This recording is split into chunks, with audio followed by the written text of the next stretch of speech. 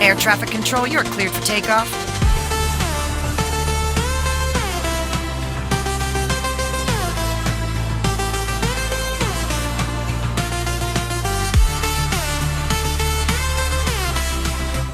मुंबई पुणे एक्सप्रेसवेवर दिनांक 18 मार्च रोजी सकाळी खोपोली जवळील बोरघाट परिसरात भीषण अपघाताची घटना घडली.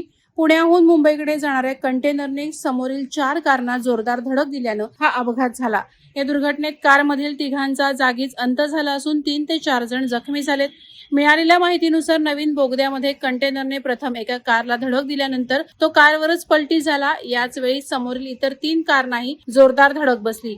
या घटनेमुळे काही काळ परिसरात भीतीचं वातावरण निर्माण झालं होतं. घटनेची माहिती मिळताच IRB पेट्रोलिंग, देवदूत यंत्रणा, बोरघाट महामार्ग वाहतूक police, Khopoli police station, delta force, Maharashtra सुरक्षा बल, मृत्युंजय देवदूत आणि हेल्प फाउंडेशनच्या टीम तत्काळ घटनास्थळी दाखल झाल्या. तसंच लोकमान्य हॉस्पिटलची अँब्युलन्स व्यवस्था देखील तात्काळ उपलब्ध करून देण्यात आली.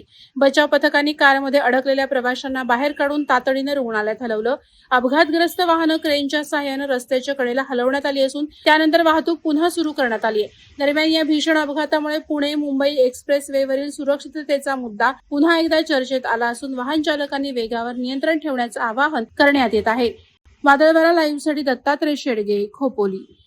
नवी मुंबई व रायगड जिल्ह्यातील ताज्या बातम्या आणि घडामोडींसाठी सबस्क्राईब करा वादळवारा लाईव्ह चॅनल आणि दाबा बेल आयकॉन.